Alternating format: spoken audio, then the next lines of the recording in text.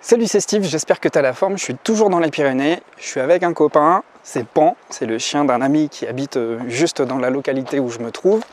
Et aujourd'hui, j'ai envie de te parler de la problématique suivante, celle de trouver sa place. Peut-être que tu rencontres de la difficulté à trouver ta place, que ce soit au travail, dans ton groupe social, avec tes amis, ou ce qu'il y a de plus délicat avec ta famille. C'est assez compliqué, je le remarque, puisque j'anime un groupe dessus. J'ai toute une animation sur un mois qui se déroule sur un groupe dont la thématique est d'apprendre à trouver sa place. Et ce que je constate le plus souvent, et c'est l'erreur que je voudrais t'éviter, c'est d'essayer en fait de trouver ta place en cherchant la validation des autres, en cherchant quelque part l'approbation des personnes qui t'entourent. C'est la pire chose en fait pour te déresponsabiliser et puis pour remettre ta souveraineté, ton pouvoir personnel entre les mains des autres. En fait, tu n'as pas besoin de la validation, tu n'as pas besoin d'être justifié par les autres pour te sentir à ta place. Et j'ai envie de te dire cette chose suivante. Les autres vont t'accorder ce droit d'être, en tout cas vont te renvoyer cette image, une fois que toi-même, intérieurement, tu auras trouvé ta propre place. C'est ça qui est assez difficile à mettre en place, encore une fois le mot place, je sais, parce qu'on a toujours tendance à souffrir du syndrome de l'imposteur, à ne pas se sentir légitime quoi qu'on fasse. Et comme on ne se sent pas légitime, on va toujours aller piocher des détails à gauche, à droite de validation. On cherche toujours à ce que les autres viennent valider qui nous sommes. Mais lorsqu'on fait ça, finalement, on ne se fait pas confiance. Et on ne vient pas soi-même valider les choses que l'on entreprend. Et ça devient problématique parce que finalement, ta position ne fait que dépendre de l'extérieur. Et ça veut dire donc que tu n'existes qu'à travers le regard des autres. Et c'est trop incertain, c'est trop variable ce genre de situation, ce genre de posture. Parce que la vie des autres, le regard des autres, l'humeur, les émotions des autres sont toujours fluctuantes, même auprès des personnes qui t'aiment et que tu aimes. Elles n'auront jamais exactement le même regard sur toi tous les jours. Elles n'auront jamais la même humeur, le même positionnement par rapport à toi. Donc, ce dont tu as vraiment besoin, c'est de vraiment te relier à toi-même. C'est vraiment t'ancrer. Et c'est pas toujours quelque chose qui est acquis définitivement, c'est quelque chose qui s'entretient, c'est une discipline quelque part. Travailler l'ancrage, travailler son intériorité à travers l'introspection, mais pas que, à travers le fait de se mettre en mouvement, de se ressentir et d'habiter son corps. Et donc lorsque tu habites ton corps et tes pensées, déjà tu es sur un terrain stable. Tu es sur quelque chose de très solide une fois que tu es bien enraciné. Et bien lorsque ton terrain est riche, lorsque ton terrain est stable, tes pensées vont prendre racine dans quelque chose de solide. Et c'est à partir de ça que tu vas pouvoir générer des actions avec beaucoup plus de confiance.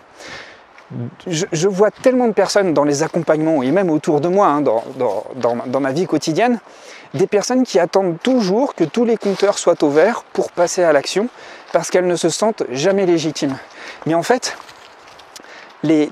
ta légitimité, elle va se construire dans l'action. Et tu n'as pas besoin de faire les choses parfaitement pour t'engager en fait.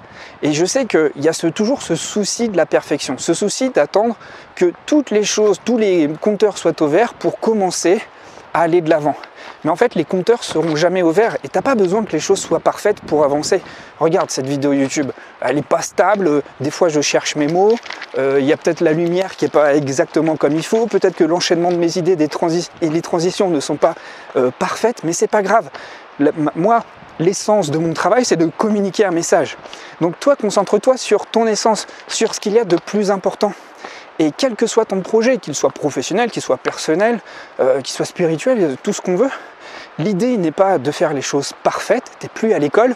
L'idée est simplement d'apprendre à avancer et puis à t'ajuster au fur et à mesure. Alors je sais que ce souci de perfection est très présent chez de nombreuses personnes parce que, encore une fois, la présence du regard des autres est trop importante. Et comme on n'aime pas la critique, moi le premier j'aime pas la critique, mais il faut que je m'y fasse. La preuve dans les commentaires des fois, franchement je me fais vraiment allumer. J'ai appris à prendre sur moi, c'est pas toujours facile. Mais pour toi dans ta vie quotidienne c'est pareil.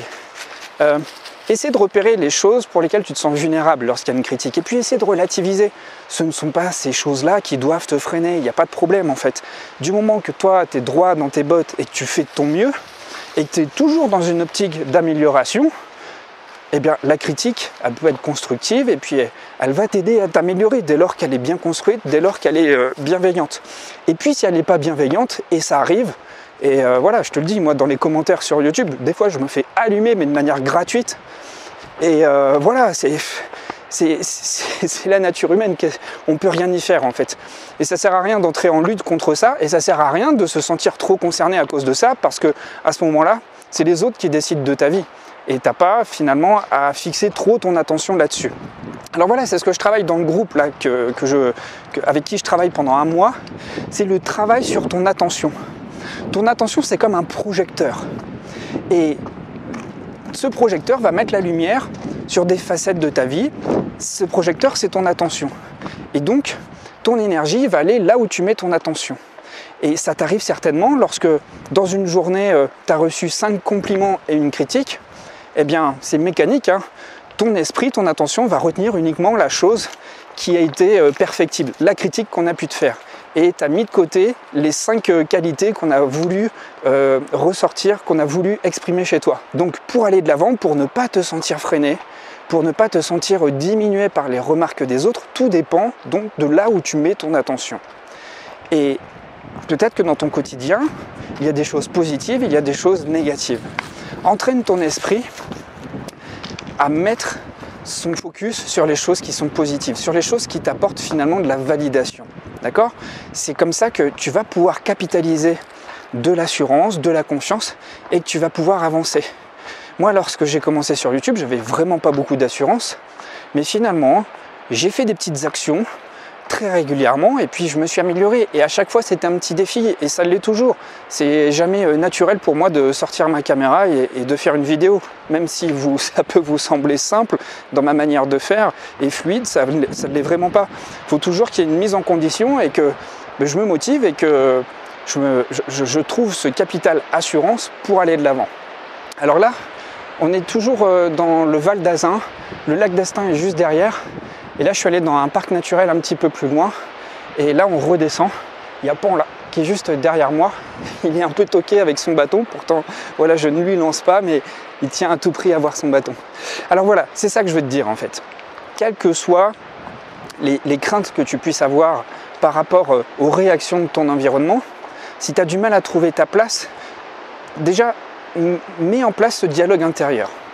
Si tu es motivé par une envie, s'il y a une énergie en toi qui te donne envie d'aller réaliser tel projet, d'aller dans telle direction, tu es légitime déjà. Et tu n'as pas besoin qu'on te donne une autorisation. Tu n'as pas besoin qu'on te donne un bon point ou un accord pour aller de l'avant. Et tu n'as pas besoin non plus de faire les choses parfaitement pour que les choses se passent correctement. Alors voilà. Si tu veux vérifier ton niveau d'hypersensibilité, eh bien je te propose un test, tu vas le trouver dans la description de la vidéo.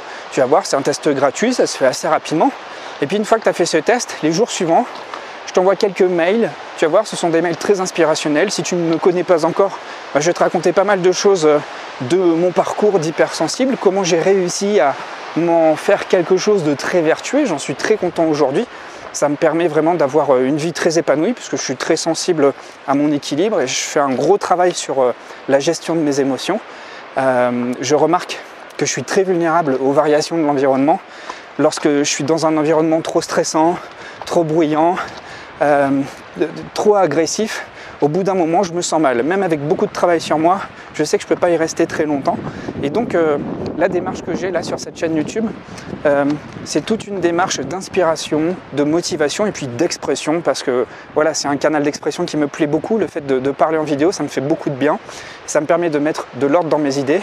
Puis ça me permet aussi de communiquer avec toi, avec toutes les personnes qui se reconnaissent dans mon message. Et l'idée donc, c'est de mieux se comprendre, mieux se connaître et puis faire quelque chose de cette intensité émotionnelle.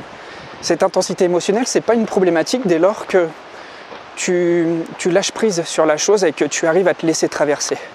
Tu arrives à te laisser traverser par ces émotions et tu comprends davantage tes besoins. Et c'est comme ça que tu arrives finalement à t'aménager un mode de vie beaucoup plus cool, beaucoup plus souple et puis beaucoup plus respectueux. Et on sort de toute rigidité, on sort de tout modèle très moraliste sur comment il faudrait vivre. Il n'y a pas un modèle de vie qui soit plus valable qu'un autre. En fait, le plus important, c'est que tu crées toi-même ton propre mode de vie. Alors là, oui, c'est un petit peu bruyant. On passe, c'est le gave, un gave, mais je ne sais pas lequel. hop là. Ce que je veux te dire vraiment, c'est que voilà, il n'y a pas un modèle de vie comme on voudrait bien nous le faire croire. Et les personnes que j'accompagne, je les amène vraiment à développer un mode de vie sur mesure qui correspond en tout point à leurs besoins. Et ça demande encore une fois que l'on s'autorise personnellement. Et c'est parce que tu vas t'autoriser personnellement à mettre en place des choses qui te sont propres, qui te sont vraiment singulières, que tu vas vraiment commencer à vraiment te sentir exister, à vraiment te sentir à l'aise. Et c'est ça que je veux pour toi en fait, c'est que tu arrêtes de te sentir chelou, que tu arrêtes de te sentir en marge ou un extraterrestre ou une personne à problème à cause de cette forte intensité émotionnelle. Tu es juste quelqu'un d'humain en fait, tu es juste quelqu'un d'humain qui doit juste apprendre à canaliser cette intensité émotionnelle qui la traverse. Et finalement, qu'est-ce qui est bizarre? Est-ce que c'est le monde qui est de plus en plus normé, de plus en plus robotisé, mécanisé, ou alors c'est plutôt toi qui est sensible aux variations de l'environnement, qui est sensible au stress des gens, qui est sensible aussi à la bienveillance, à la générosité? Il faut arrêter de croire que parce que tu vis des montagnes russes émotionnelles, tu es une personne à problème. Il faut arrêter de croire que parce que tu débordes, parce que tu te sens submergé, c'est toi le problème. Alors, d'un côté, c'est ta responsabilité de faire en sorte que tu ailles bien. Hein, c'est pas forcément en rejetant toujours la faute sur les autres, sur l'extérieur, de même que de chercher toujours la solution chez les autres, que ça va bien se passer. Tout se passe à l'intérieur de toi. Et ce que je veux vraiment, c'est que tu apprennes à habiter ton corps, et c'est là que tout se passe. Je te parle beaucoup du corps en ce moment parce que voilà, je travaille à fond l'ancrage. C'est mon principal objectif ici, c'est de me réhabiter. Parce que, comme je l'expliquais dans la précédente vidéo, je pars des fois, quand je suis sur une bonne lancée, je peux partir très loin. Et des fois, je me perds un petit peu. Et j'ai besoin de me regrouper et de réunifier mon énergie, de me sentir bien, de me sentir aligné, de me sentir apaisé. Et donc, c'est ça qui va vraiment te permettre, en habitant ton corps, d'avoir des pensées beaucoup plus canalisées, des émotions beaucoup plus apaisées. Et donc, des actions qui vont être beaucoup plus alignées sur ton essence, sur ta personnalité, sur qui tu es. Et tu vas voir, tu n'auras pas besoin de te justifier, tu n'auras pas besoin de batailler une fois que tu te sens réunifié, une fois que tu habites solidement ton corps. Et la suite est toujours vertueuse. Une fois que tu es à ta place dans ton corps, tu vas te rendre compte que les personnes qui vont graviter autour de toi vont reconnaître ta place et que tu n'auras pas besoin, quelque part, de demander de la justification ou de la validation. Et j'ai envie d'aller plus loin encore. Je suis sûr que tu l'as déjà expérimenté. Les fois où tu es tombé amoureux, les fois où tu as rencontré des amis qui étaient super, les fois que tu as fait des rencontres improbables, eh bien, c'était des jours où tu étais très bien dans ta peau, très bien dans ton corps, très bien dans ta tête. Tu as donc mis les pieds aux bons endroits, tu as vibré une bonne énergie. Eh bien, c'est ça qui va se passer. Lorsque tu habites ton corps comme il faut, c'est-à-dire lorsque tu es réellement à ta place, que tu es enraciné, eh bien tu vas vibrer quelque chose d'apaisant.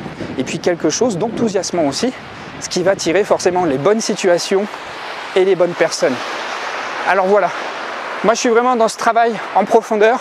Donc si ça t'intéresse, tu vas pouvoir me suivre sur la chaîne YouTube parce que je vais rester là ces prochains jours, prochaines semaines, parce que je m'y sens bien. Et parce que je me suis créé cette liberté d'aller m'installer où je souhaite. Et je suis très content d'en être arrivé là et j'ai envie de te partager tout ce cheminement. Alors moi je continue la route avec Pan. Il est là, il m'attend désespérément, je veux passer vite pour lui. Et puis encore une fois, si tu veux tester ton niveau d'hypersensibilité et que ce n'est pas encore fait, fais-le. Et en plus tu recevras au bout de quelques jours une formation gratuite qui vaut une 50aine d'euros. Cette formation c'est la méthode des hypersensibles. Comment surfer sur un monde agité justement pour retrouver ce calme intérieur. Alors voilà. Je te dis à très vite et puis peut-être à tout de suite de l'autre côté pour faire le test. Prends bien soin de toi et surtout retiens bien, la solution se trouve en dedans, dans ton corps.